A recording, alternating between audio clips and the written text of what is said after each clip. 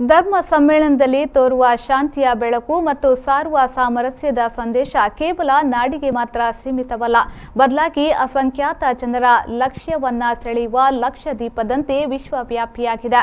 ಅದಕ್ಕಾಗಿ ಡಾಕ್ಟರ್ ಹೆಗ್ಡೆ ಮತ್ತು ಅವರ ಯೋಜನೆಗಳು ವಿಶ್ವಮಾನ್ಯ ಎಂದು ರಾಜ್ಯ ವಸತಿ ಸಚಿವ ವಿ ಸೋಮಣ್ಣ ಅಭಿಮತ ವ್ಯಕ್ತಪಡಿಸಿದರು.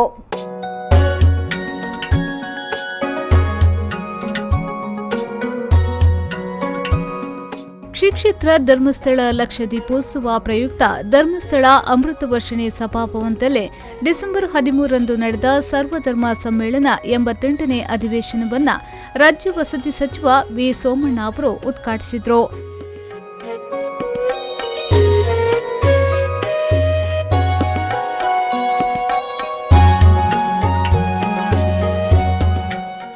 ಇದೇ ಸಂದರ್ಭದಲ್ಲಿ ಕ್ಷೇತ್ರದ ವತಿಯಿಂದ ಸಚಿವ ಸೋಮಣ್ಣ ಹಾಗೂ ಕನಕಗಿರಿ ಜೈನ ಮಠದ ಪೂಜ್ಯ ಭುವನಕೀರ್ತ ಭಟ್ಟಾರಕ ಸ್ವಾಮೀಜಿಯವರನ್ನ ಡಾಕ್ಟರ್ ಹೆಗ್ಡೆಯವರು ಕ್ಷೇತ್ರದ ಪರವಾಗಿ ಗೌರವಿಸಿದರು.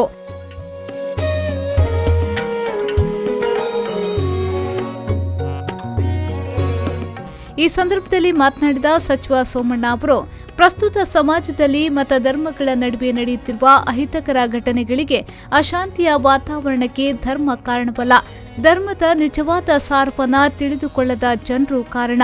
ಹಾಗಾಗಿ ಅಂತಹ ಜನರಿಗೆ ಧರ್ಮದ ನಿಜವಾದ ಸಾರವನ್ನ ತಿಳಿಸುವ, ತಿದ್ದುವ ಕೆಲಸ ಆಗಬೇಕಾಗಿದೆ.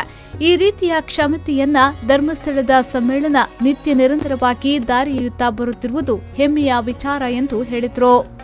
ಮತ ಧರ್ಮಗಳ ನಡುವೆ ಕೆಲವೊಮ್ಮೆ ನಡೆಯುತ್ತಿರುವ ಅಹಿತಕರ ಘಟನೆಗಳಿಗೆ, ಅಶಾಂತಿಯ ವಾತಾವರಣಕ್ಕೆ ಧರ್ಮ ಕಾರಣವಲ್ಲ, ಧರ್ಮದ ನಿಜವಾದ ಸಾರವನ್ನು ತಿಳಿದುಕೊಳ್ಳದ ಜನರು ಕಾರಣ. ಹಾಗಾಗಿ ಅಂತಹ ಜನರಿಗೆ ಧರ್ಮದ ನಿಜವಾದ ಸಾರವನ್ನು ತಿಳಿಸುವ, ತಿದ್ದುವ ಕೆಲಸ ಆಗಬೇಕಾಗಿದೆ. ಈ ರೀತಿಯ ಕೆಲಸವನ್ನು ಧರ್ಮಸ್ಥಳದ ಧರ್ಮ ಸಮ್ಮೇಳನ ನಿತ್ಯ ನಿರಂತರವಾಗಿ ಮಾಡಿಕೊಂಡು ಬರುತ್ತಿರುವುದು ಹೆಮ್ಮೆಯ ವಿಚಾರ. ಕನಕಗಿರಿ ಜೈನ ಮಠದ ಪೂಜ್ಯ ಭುವನಕೀರ್ತಿ ಭಟ್ಟಾರಕ ಸ್ವಾಮೀಜಿಯವರು ಮಾತನಾಡಿ, ಪ್ರತಿಯೊಂದು ವಸ್ತುವಿನಲ್ಲಿರುವ ಸಹಜ ಸ್ವಭಾವವೇ ಧರ್ಮವಾಗಿದೆ. ಮಾನವನಲ್ಲಿ ಇಂದು ಅನೇಕ ಕಾರಣಗಳಿಂದ ಸಹಜ ಸ್ವಭಾವ ಕಡಿಮೆಯಾಗುತ್ತಿದೆ ಎಂದು ಹೇಳಿದರು. ವಸ್ತು ಅದರ ಸ್ವಭಾವವೇ ಧರ್ಮ. ಪ್ರತಿಯೊಂದು ವಸ್ತುವಿನಲ್ಲೂ ಒಂದು ಸ್ವಾಭಾವಿಕವಾಗಿರ್ತಕ್ಕಂಥ ಗುಣ ಇದೆ. ಆ ಗುಣ ಪ್ರತಿಯೊಂದರಲ್ಲೂ ಇರಬೇಕು.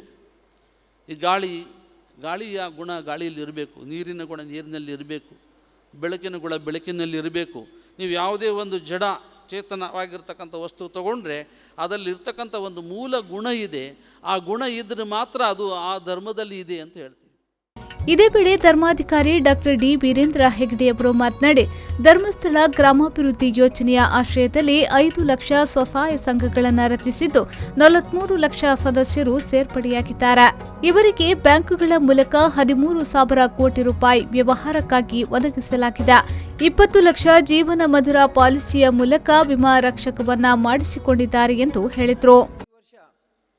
ಕ್ಷೇತ್ರದಲ್ಲಿ ನಾವು ಗ್ರಾಮೀಣಾಭಿವೃದ್ಧಿ ಯೋಜನೆಯ ಮೂಲಕ ಮಾಡಿರುವ ಪ್ರಯತ್ನದಲ್ಲಿ 5 ಲಕ್ಷ ಸ್ವಸಹಾಯ ಸಂಘಗಳು ರಚಿಸಿದ್ದು, ಇವಾಗ ಸುಮಾರು 43 ಲಕ್ಷ ಜನ ಇಲ್ಲಿ ನಮ್ಮ ಕರ್ನಾಟಕದ ಹಳ್ಳಿಗಳಲ್ಲಿರುವಂಥ ಮಹಿಳೆಯರು ಮತ್ತು ಪುರುಷರು ಸದಸ್ಯರಾಗಿ ಸಂಘಟಿತರಾಗಿ ಬದುಕನ್ನು ರೂಪಿಸ್ತಾ ಇದ್ದಾರೆ.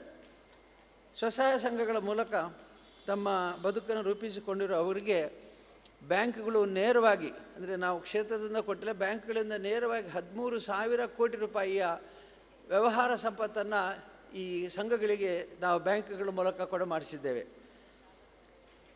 ಈ ಪಾಲಿಸಿ ವಿಶೇಷವಾಗಿ ನಮಗೆ ಗೊತ್ತಿದ್ದ ಹಾಗೆ ವಿಮೆ, ಇನ್ಶೂರೆನ್ಸ್ ಬಹಳ ಮುಖ್ಯವಾದ್ದು. ಇದರಲ್ಲಿ 20 ಲಕ್ಷ ಮಂದಿ ಜೀವನ್ ಮಧುರ ಪಾಲಿಸಿಯನ್ನು ಮಾಡಿ ಭಾರತದಲ್ಲಿ ಅತಿ ಹೆಚ್ಚು ವಿಮೆ ಮಾಡಿಸಿದಂಥ ಸಂಸ್ಥೆ ಅನ್ನುವಂಥ ಪ್ರಶಸ್ತಿ ಕೂಡ ನಮ್ಮ ಧರ್ಮಸ್ಥಳ ಸ್ವಸಹಾಯ ಸಂಘಕ್ಕೆ ದೊರಕಿದೆ. ಉಪನ್ಯಾಸಕರನ್ನ ಸಮ್ಮೇಳನ ಸ್ವಾಗತ ಸಮಿತಿಯ ಉಪಾಧ್ಯಕ್ಷ ಡಿ ಸುರೇಂದ್ರ ಕುಮಾರ್ ಗೌರವಿಸಿದ್ರು. ಕಬೀರನ ವಿಚಾರಗಳ ಸಮಕಾಲೀನತೆ ಮತ್ತು ಭಕ್ತಿ ಪಂಥಗಳು ಎಂಬ ವಿಚಾರದಲ್ಲಿ ಕಥೆಗಾರ, ಚಿಂತಕ ಬೆಂಗಳೂರಿನ ಕೇಶವ ಮಳಗಿ, ಮಾನವೀಯತೆಯ ಶ್ರೇಷ್ಠ ಧರ್ಮ ಎಂಬ ವಿಚಾರವಾಗಿ ಉಡುಪಿಯ ಬಿಷಪ್ ಹೌಸ್ನ ಸಂಪರ್ಕಾಧಿಕಾರಿ ರೆವರೆಂಡ್ ಫಾದರ್ ಚೇತನ್ ಲೋಬೋ ಉಪನ್ಯಾಸ ನೀಡಿದ್ರು. ಈ ಸಂದರ್ಭ ಧರ್ಮಸ್ಥಳದ ಹೇಮಾವತಿ ವಿ ಹೆಗ್ಡೆ, ಶೈಲಾ ವಿ ಸೋಮಣ್ಣ ಉಪಸ್ಥಿತರಿದ್ದರು. ಸಮ್ಮೇಳನಕ್ಕೂ ಮುನ್ನ ಅತಿಥಿಗಳನ್ನ ಕ್ಷೇತ್ರದಿಂದ ಸಭಾಮಂಟಪದವರೆಗೆ ಸಕಲ ವಾದ್ಯಘೋಷಗಳೊಂದಿಗೆ ಮೆರವಣಿಗೆಯಲ್ಲಿ ಕರೆತರಲಾಯಿತು.